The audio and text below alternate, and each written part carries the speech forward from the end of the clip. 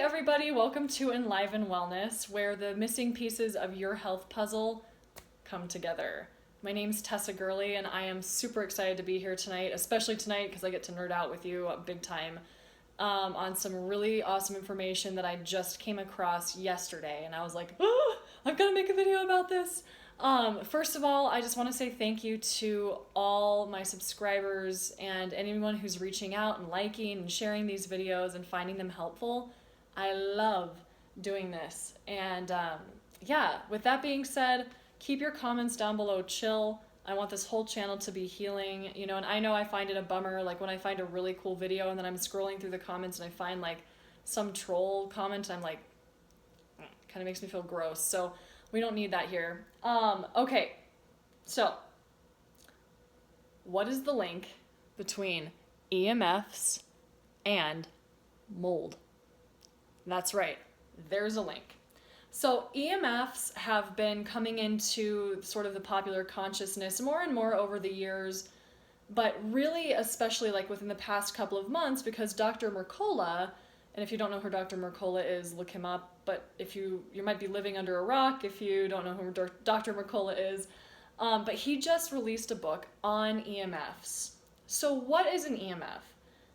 Easy definition, electromagnetic field. Okay, we're surrounded by them all the time on things like our cell phones, our computers, cell phone towers, power lines, light, incandescent light. Any electromagnetic field that's out there is considered an EMF. So the problem with EMFs stems from the fact that humans are very sensitive electromagnetic creatures. We have our own electromagnetic field that we emit. Actually, we have an electromagnetic field that stems from our heart that's been measured to go out 5 feet in all directions around you. And that's only a slight estimation of how large that electromagnetic field is from your heart. So when our field comes in contact with these non-human fields, things happen. And a lot of people have been claiming to be something called electro-hypersensitivity, or EHS for short. Okay, so if you've got somebody who is electromagnetically sensitive, let me turn off my heat. It's making too much noise. Hold on.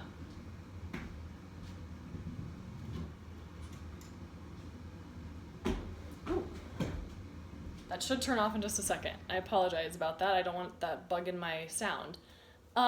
Okay, so getting back to that. So some people are claiming to be electromagnetically sensitive.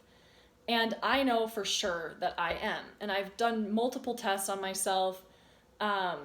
You know, like for one, I can literally touch my phone and my pulse rate goes up by at least 5 to 10 beats per minute, even if I'm just sitting down.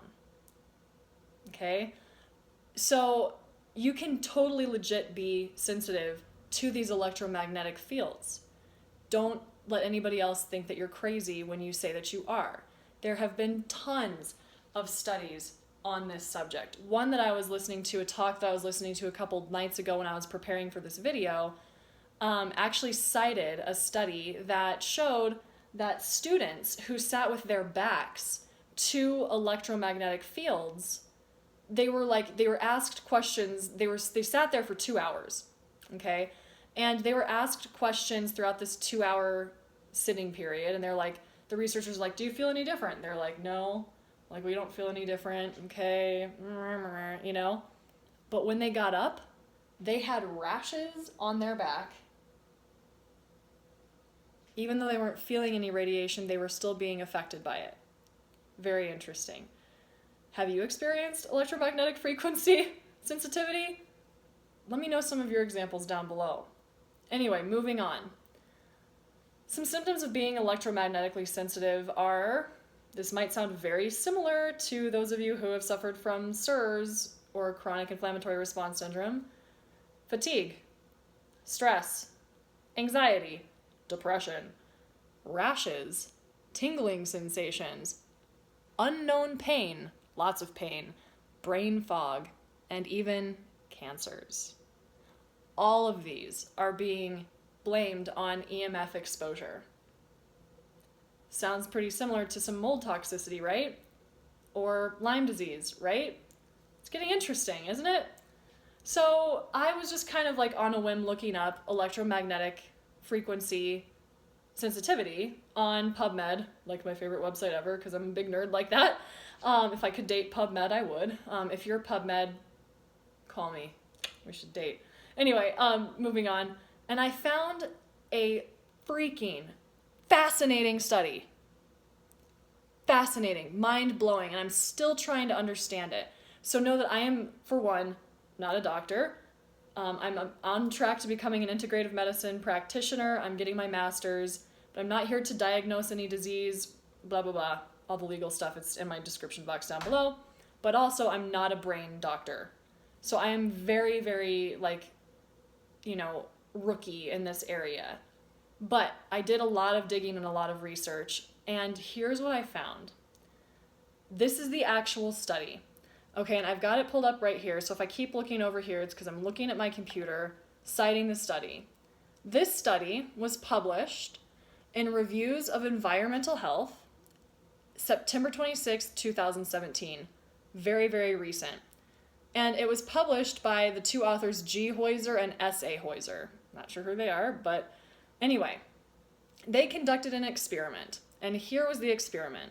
They took 10 adult patients with electromagnetic hypersensitivity, EHS for short, and they put them onto a functional MRI. So all scans were abnormal. Every single person, and again, this is a small study, I know that, but still pretty interesting, that every single one of their brain scans was abnormal.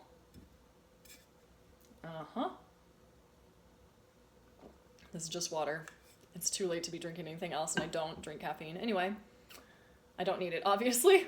So what they said in this study is over the years, we have seen an increasing number of patients who have developed multi-system complaints after long-term repeated exposure to electromagnetic fields. These complaints included headaches, intermittent cognitive and memory problems, intermittent disorientation, and also sensitivity to EMF exposure.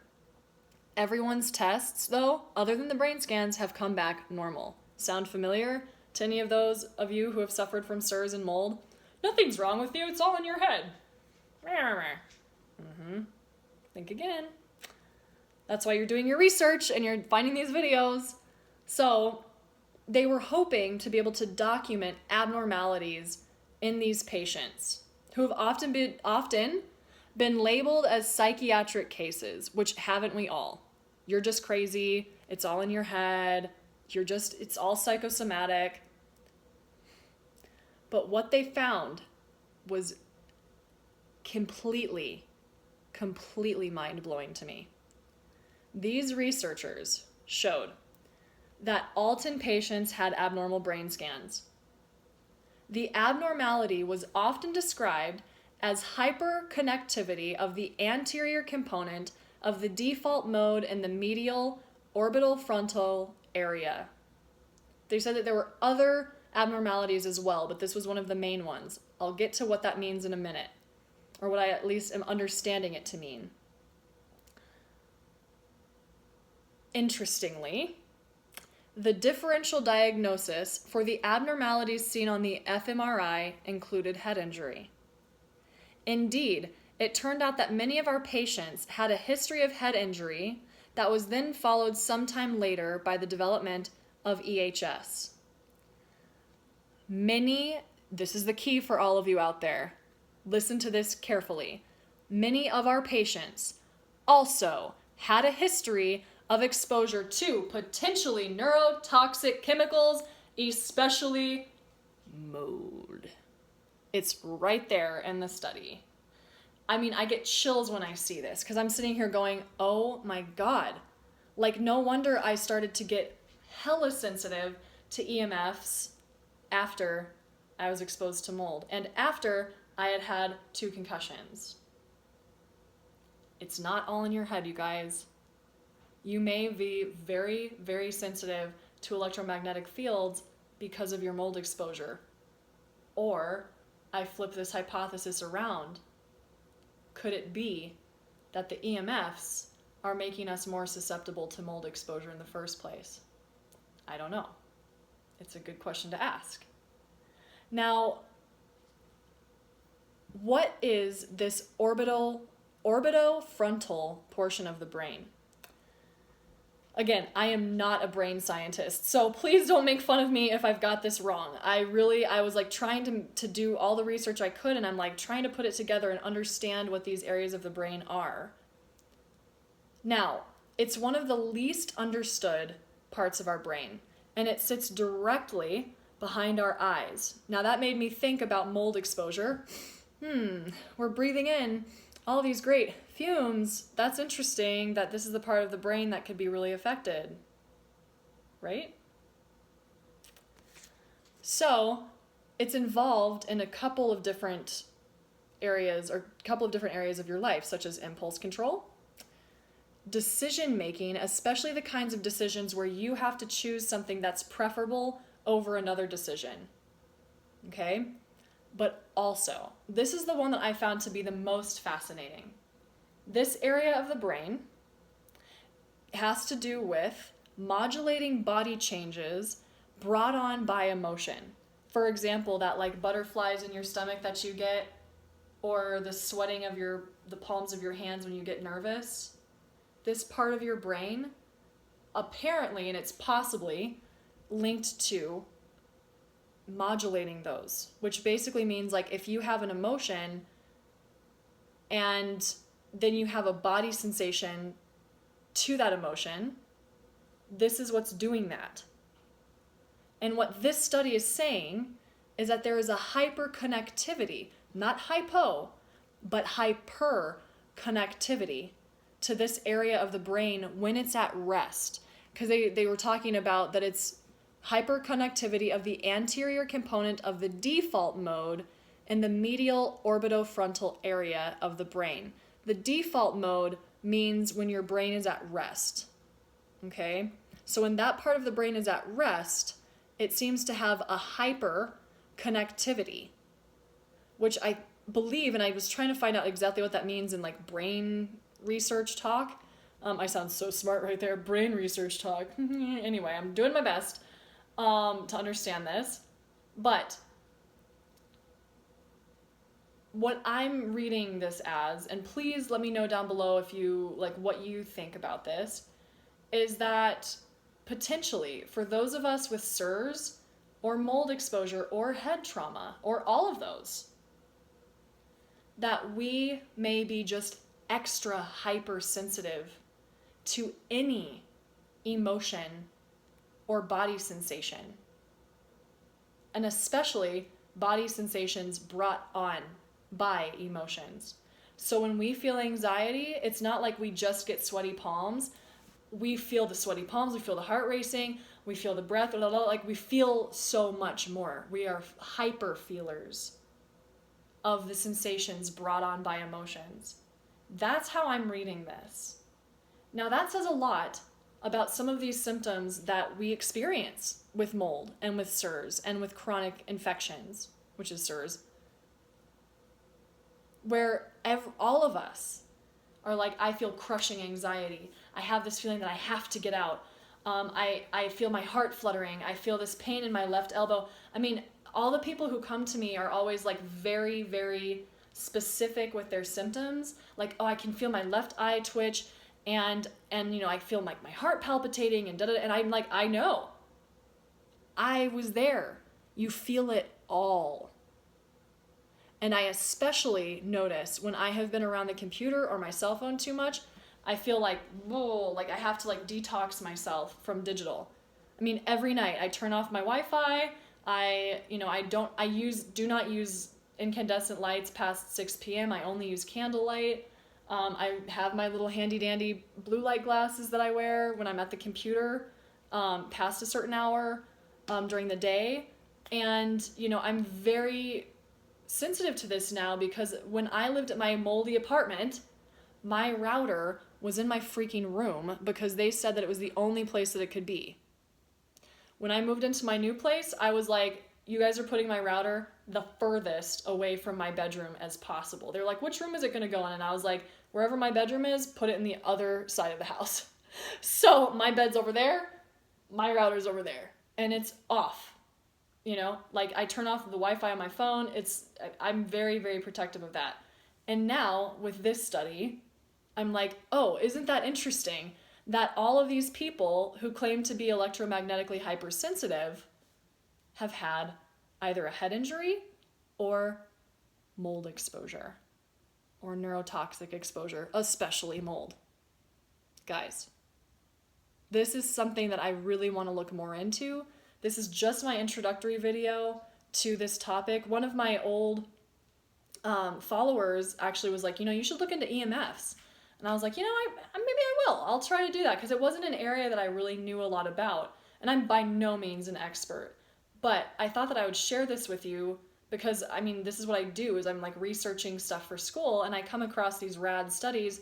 I want to share them with you all so that you can educate yourself and again, start to put those puzzle pieces together of your health. That's why you're here. You're like, what's going on? Like, I need to educate myself. So let's get educated. Anyway, I hope that this video was helpful and interesting. Again, I am not a brain scientist. I am not. And I'm doing my best, and it's really nerve-wracking for me to like put myself out there like this because I'm a hyper perfectionist and I'm like, everything has to be perfect and I need to be an expert on all the things if I make a video, but I'm not an expert in this, but this is just my hypothesis and my reading into this study. But regardless, if you have been exposed to mold, other neurotoxic chemicals, or you have a head injury, you are most likely sensitive to EMFs. You're not crazy. You are not crazy. Okay, trust in your symptoms. You're not going insane. Take the necessary steps to protect yourself from EMFs. And then reduce mold exposure and whatever. Anyway, thank you for being here. I'm so excited to share this information with you all. Let me know what you think about this study in the comments down below. I'd love to hear your thoughts. Let's brainstorm together. That's why we're here, right? And of course, as always, if you need somebody to help guide you through your own health journey, I'm totally here for you. I'm totally down to like do a quick 10-minute call if you want to just kind of get to know me and see if you want to work with me. But other than that, I do 90-minute sessions is what I recommend right off the bat, but we can always do an hour, 90 minutes, 30 minutes doesn't really get you a lot, but we can try. And my pricing schedule is down below. You can also contact me at the email that's down below in the description box. And as always, when you feel like you can't, learn that you can. I love each and every one of you, seriously, truly. And I really hope that each and every one of you experiences better health and find the answers that you need. So again, feel free to reach out if you need any guidance. I would love to help you. There is hope. Have a great night. Bye.